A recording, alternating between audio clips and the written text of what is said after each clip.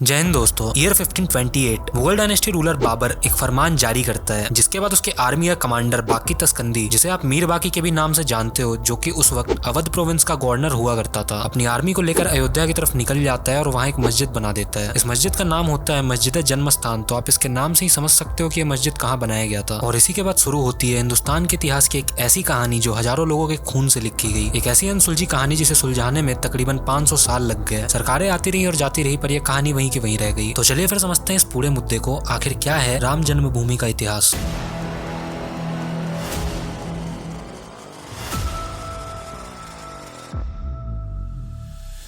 हम इस जजमेंट से सेटिस्फाइड नहीं है।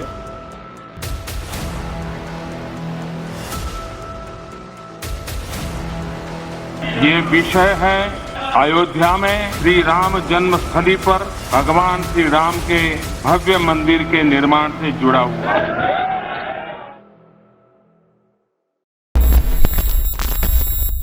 राम जन्मभूमि मंदिर के इतिहास को समझने के लिए पहले आपके लिए ये जानना ज्यादा जरूरी होगा कि बाबर था कौन और वो भारत कैसे और क्यों आया था। 14 फरवरी 1483 को जहीरुद्दीन मोहम्मद, जिसे कि आप बाबर के भी नाम से जानते हो, उसका जन्म फरगना वैली के एंडीजन में हुआ था, जो कि इस वक्त उज्बेकिस्तान का एक हिस्सा है। 1494 में फरगना के रूलर उमार शेख मिर्जा के मरने के बाद बाबर वहाँ का अमीर बन चुका था। अमीर दोस्तों एक अरेबिक वर्ड है जिसका मतलब प्रिंस होता है। ईयर 1494 में सिर्फ 11 साल की उम्र में ही बाबर फरगना के कैपिटल अक्षिकेत की गद्दी पर बैठ चुका था, जिसके लिए उसे बहुत विरोध का सामना भी करना पड़ा था। पर अक्षिकेत की गद्दी पर बैठने के सिर्फ 2 साल बाद ही बाबर ने अपनी सेना लेकर समरकंद पर अटैक कर दिया और उस पर भी अपना कब्जा कर लिया। लेकिन फिर इसके कुछ टाइम बाद ही बाबर एक लड़ाई में फरगना को हार गया। फरगना को वापस अपने अंदर करने की कोशिश में बाबर का समरकंद पर से फोकस हट गया, जिस वजह से वो समरकंद भी हार गया। ईयर 1501 में दोनों रीजन्स पर वापस कब्जा करने के लिए बाबर और उसकी आर्मी ने अपना पूरा प्रयास किया, पर अब इस बार उसका सामना मोहम्मद साहिबानी खान से हुआ और वो ये भी युद्ध हार गया, जिस वजह से बाबर का इन दोनों रीजन्स को अपने अंदर लेने का मकसद अधूरा रह गया। जिसके बाद बाबर को अपने कुछ वफादार सैनिकों को लेकर वहां से भागना पड़ा। अगले 3 सालों तक बाबर ने अपनी आर्मी को मजबूत बनाने के लिए बदकसान प्रोविंस के ताजिकों को अपनी सेना में भर्ती करना शुरू कर दिया। और अगले 3 साल बाद ईयर 1504 में जब बाबर को ऐसा लगा कि उसकी आर्मी अब लड़ाई के लिए तैयार है, तो वो अपनी आर्मी को लेकर काबुल पहुंच गया और फिर एक भयानक लड़ाई के बाद उसने काबुल पर अपना कब्जा जमा लिया। काबुल पर कब्जा करने के बाद बाबर ने सैफविड के रूलर इस्माइल फर्स्ट के साथ मिलकर समरकंद और तुर्किस्तान के कुछ हिस्सों को वापस से जीत लिया। लेकिन इसके कुछ दिनों बाद ही वो अलग अलग लड़ाई में अपनी टेरिटरीज खोता चला गया और बची टेरिटरीज को सैबेनिड्स के हाथों खो बैठा। इस वक्त तक बाबर को समझ आ चुका था कि उधर उसकी दाल नहीं गलने वाली और अब उसके पास कुछ हारने को बचा ही नहीं था। इसी समय बाबर को दिल्ली के सुल्तान इब्राहिम लोदी के अंकल दौलत खान लोदी का इनविटेशन आता है, जिसमें वो बाबर को अपने साथ मिलकर इब्राहिम लोदी के खिलाफ लड़ने के लिए इन्वाइट करते हैं। दोस्तों यही वो कारण था कि अब बाबर ने अपना ध्यान इंडिया की तरफ शिफ्ट कर लिया था। बाबर को ये चीज अच्छे से पता थी कि इंडिया में उसका जीतना इतना ईजी नहीं होने वाला, जिस वजह से उसने उस वक्त के सैफविड और ओटोमन एम्पायर के रूलर से हेल्प लेने का भी डिसीजन लिया था। बाबर को ऐसा लगता था कि दिल्ली की सल्तनत के राजगद्दी पर तैमूर के वंश का कोई बैठना चाहिए और इसी वजह से बाबर ने अपनी पूरी सेना के साथ दिल्ली के सुल्तान इब्राहिम लोदी के ऊपर आक्रमण कर दिया और इसी वॉर को फर्स्ट बैटल ऑफ पानीपत भी बोला जाता है। ये लड़ाई 21 अप्रैल 1526 में शुरू हुई थी और अप्रोक्सीमेटली 20,000 से भी ज्यादा सैनिकों ने इसमें अपनी जान गंवाई थी। इस लड़ाई में जीतकर बाबर उस वक्त के सुल्तान इब्राहिम लोदी को मारने के बाद दिल्ली के राजगद्दी पर बैठने का अपना सपना पूरा कर लेता है और इसी के साथ वो दिल्ली में मुगल सल्तनत की स्थापना कर देता है।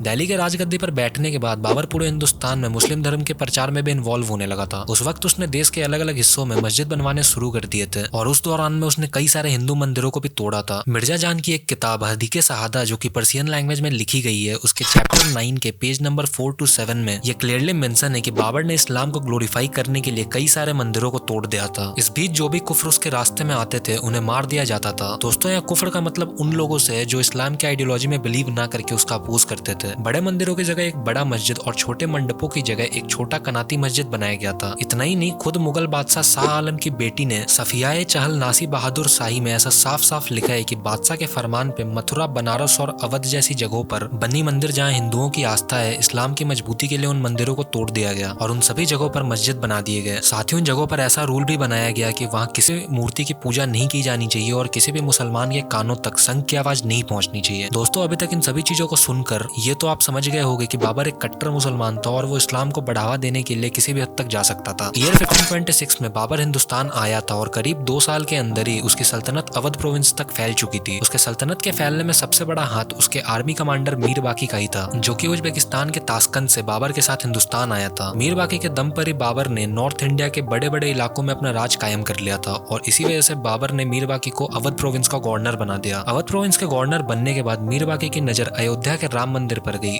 जो कि हिंदुओं के सबसे बड़े धर्म स्थल में से एक था। जब इस बात की जानकारी मीर बाकी ने बाबर को दी तो उसके बाद बाबर ने वहां एक मस्जिद बनाने का फरमान जारी किया। बाबर के इस फरमान के बाद 1528 में मीर बाकी ने अयोध्या में मस्जिद जन्म स्थान यानी बाबरी मस्जिद का निर्माण कर दिया। हालांकि कुछ लोग अभी भी ये बात नहीं मानते हैं कि यह मस्जिद बाबर के आदेश पर बनाया गया था, पर उस मस्जिद के इंस्क्रिप्शन में जो लिखा था उसका इंग्लिश ट्रांसलेशन ये होगा: by the command of the emperor Babur, whose justice is an edifice reaching up to the very height of the heavens, the good hearted Mir Baqi build the alighting place of angels, may this goodness last forever. इतना ही नहीं, Urdu novelist Rajab Ali Beg Suroor ने अपनी novel फसानाए इबरात में भी इस बारे में मेंशन किया है कि बाबरी मस्जिद बाबर के राज में सीता की रसोई और राम मंदिर के ऊपर बनाई गई थी। यहाँ मैं आपको एक और रेफरेंस देना चाहूंगा। हाजी मोहम्मद हसन ने अपनी किताब जियाए अख्तर के पेज नंबर 38-39 में लिखा था कि बाबरी मस्जिद को जहीरुद्दीन बादशाह के आदेश से महल सराय और सीता की रसोई को तोड़कर बनाया गया था। अगर अब तक आपको ये वीडियो अच्छी लग रही हो तो ऐसी और वीडियो देखने के लिए चैनल को सब्सक्राइब करना ना भूलें।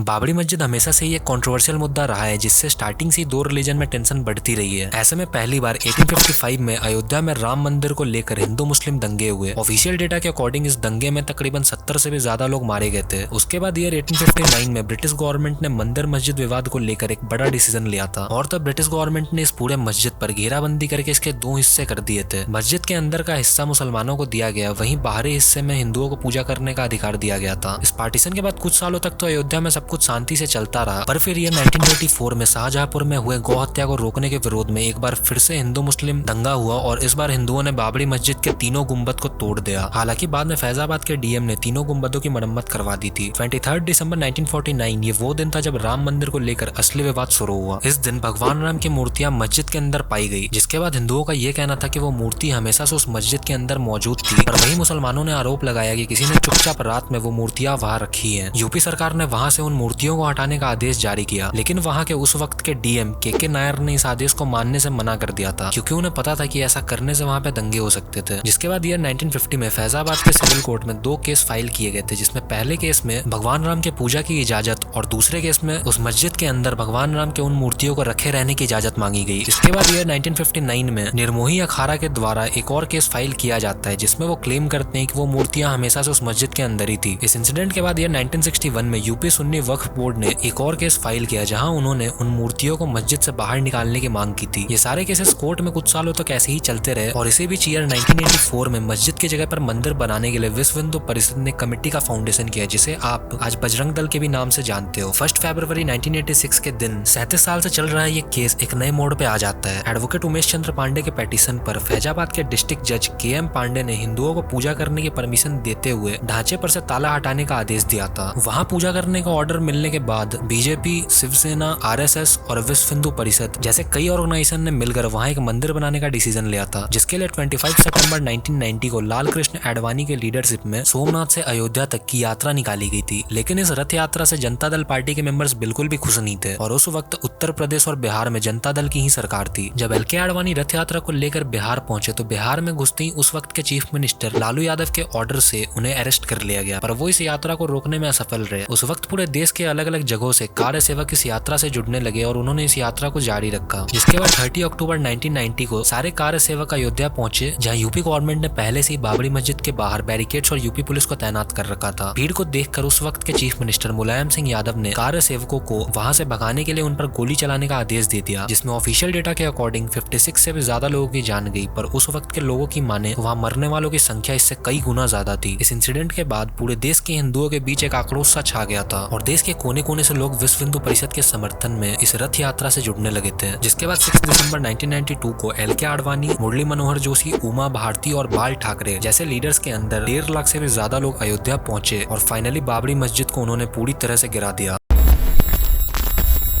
बाबरी मस्जिद के गिरने के बाद उस वक्त पूरे देश में हिंदू मुस्लिम दंगे होने लगे थे, जिसमें हजारों लोगों की जान गई थी। वहीं दूसरी तरफ कोर्ट में भी इस केस का फाइल कहीं दबसा गया था और इस पूरे केस में कोई प्रोग्रेस नहीं दिख रहा था। इसके बाद दिन आता है 27 फरवरी 2002, जब साबरमती एक्सप्रेस जो कि अयोध्या से अहमदाबाद को लौट रही थी, उस ट्रेन में कुछ साधु संत भी मौजूद थे जो कि पूजा करके अपने घर को लौट रहे थे। इस ट्रेन को गोधरा में चैन पुलिंग करके रोक लिया जाता है, जिसके बाद हाजी बिलाल, अब्दुल रजाक, मोहम्मद हुसैन कलोटा जैसे 2000 लोगों की भीड़ ने इस ट्रेन को घेर लिया और उसके 4 कोचेस को बाहर से सील करके उन्होंने पेट्रोल का यूज करके उन पे आग लगा दी। इस इंसिडेंट में लगभग 59 से ज्यादा लोगों को जिंदा जला दिया गया था। यहाँ सोचने वाली बात यह है कि जो लोग मरे थे उसमें महिला, बच्चे और खुद मुसलमान भी शामिल थे। इस इंसिडेंट के बाद पूरे गुजरात में दंगे शुरू हो गए, जिसमें 2000 से भी ज्यादा लोगों की जान गई थी, पर इसको हम किसी और वीडियो में डिस्कस करेंगे। जहाँ एक तरफ देश में दंगे रुकने का नाम नहीं ले रहे थे, वहीं दूसरी तरफ 2003 में इलाहाबाद हाईकोर्ट में आर्कोलॉजिकल सर्वे ऑफ इंडिया ने एक रिपोर्ट सबमिट किया, जिस रिपोर्ट के अकॉर्डिंग बाबरी मस्जिद के नीचे कुछ नॉन इस्लामिक स्ट्रक्चर मिला था। इसके अलावा ASI ने अपने रिपोर्ट में ऐसा भी लिखा कि बाबरी मस्जिद के स्ट्रक्चर के नीचे पहले भी कोई बड़ा स्ट्रक्चर पाया जाता था जो कि नॉन इस्लामिक था और हिंदू रिलीजन से रिलेट करता था। इस केस के अगले 7 साल तक ऐसे ही चलने के बाद सितंबर 30, 2010 को इलाहाबाद हाईकोर्ट ने इस पूरे एरिया को 3 हिस्सों में बांटने का फैसला लिया, जिसमें एक रामलला का था, दूसरा सुन्नी वक्फ बोर्ड का और तीसरा निर्मोही अखाड़ा को दिया गया। ये वही निर्मोही अखाड़ा है जिन्होंने 1959 में राम मंदिर को लेकर तीसरा केस फाइल किया था। इलाहाबाद हाईकोर्ट के फैसले पर सुप्रीम कोर्ट ने 2011 में बैन लगा दी और फिर ये पूरा केस उस वक्त से सुप्रीम कोर्ट की निगरानी में चला गया। पर सुप्रीम कोर्ट में भी इस केस का कोई कंक्लूजन मिलता हुआ नहीं दिखाई दे रहा था, इसलिए सुप्रीम कोर्ट ने पूरे मामले को आउट ऑफ कोर्ट सेटलमेंट करने का कॉल लिया। लेकिन उस समय ये पूरा मामला और भी ज्यादा पेचीदा होता दिख रहा था, इसलिए 8 मार्च 2019 को सुप्रीम कोर्ट ने इस पूरे मैटर को आर्बिट्रेशन के लिए भेजा और साथ ही पैनल को 8 वीक के अंदर पूरी कार्रवाई खत्म करने का आदेश भी दिया। इसके 8 वीक के बाद आर्बिट्रेशन पैनल ने अपनी रिपोर्ट सुप्रीम कोर्ट में पेश तो की, लेकिन वो अभी इस पूरे मामले का कंक्लूजन निकालने में असफल थे। इसलिए 6 अगस्त 2019 से सुप्रीम कोर्ट में अयोध्या मामले की डेली सुनवाई शुरू कर दी गई और 9 नवंबर 2019 को इस पूरे मामले पे सुप्रीम कोर्ट का फैसला आया। इस फैसले के अकॉर्डिंग 2.77 एकड़ की राम जन्मभूमि की जमीन हिंदुओं को मिली, वही मुसलमानों को मस्जिद के लिए अलग से 5 एकड़ जमीन दिया गया। 25 मार्च 2020 को लगभग 28 साल बाद रामलला को टेंट से निकालकर एक फाइबर के मंदिर में शिफ्ट किया गया और 5 अगस्त 2020 को हमारे प्रधानमंत्री नरेंद्र मोदी ने अयोध्या पहुंचकर राम मंदिर का भूमि पूजन करके मंदिर बनने की प्रक्रिया को आगे बढ़ाया। लगभग 500 सालों से चल रही ये लड़ाई अब जाकर इस 22 जनवरी 2024 में खत्म होने जा रही है। ये लड़ाई भारत के कानूनी इतिहास की सबसे लंबी लड़ाई नहीं थी, बल्कि ये लड़ाई थी उन करोड़ों राम भक्तों की जिनसे उनका पूजा करने का अधिकार छीन लिया गया था। ये लड़ाई थी उन हजारों लोगों की जिन्होंने अयोध्या में भगवान राम के मंदिर बनने के लिए अपनी जान गंवा दी। ये बात उस वक्त बाबर ने खुद भी नहीं सोचा होगा कि कभी वापस राम जन्मभूमि में मंदिर बन पाएगा, लेकिन 500 साल के बलिदान के बाद वापस भगवान राम अयोध्या आ रहे हैं और ये ना सिर्फ हिंदुओं के लिए बल्कि पूरे देश के लिए एक गर्व का पल है और हमें इस चीज को दिल से सपोर्ट करना चाहिए। लेकिन फिर भी आपको ऐसे बहुत से पॉलिटिशियंस मिल जाएंगे जिनको इससे अभी भी तकलीफ है और वो किसी एक कम्युनिटी को खुश करने के लिए इसके अगेंस्ट बोलते जा रहे हैं। तो दोस्तों, ये था हमारा वीडियो श्री राम जन्मभूमि के इतिहास के बारे में। अगर हमसे इस वीडियो में कुछ इंपॉर्टेंट पॉइंट छूट गए हैं तो आप हमें कमेंट में जरूर बताएं। साथ ही हमें ये बताएं कि 22 जनवरी को आपके क्या प्लान्स हैं। अगर ये वीडियो आपको पसंद आई हो तो चैनल को सब्सक्राइब करके वीडियो को लाइक करना ना भूलें। जय हिंद, जय भारत, जय श्री राम।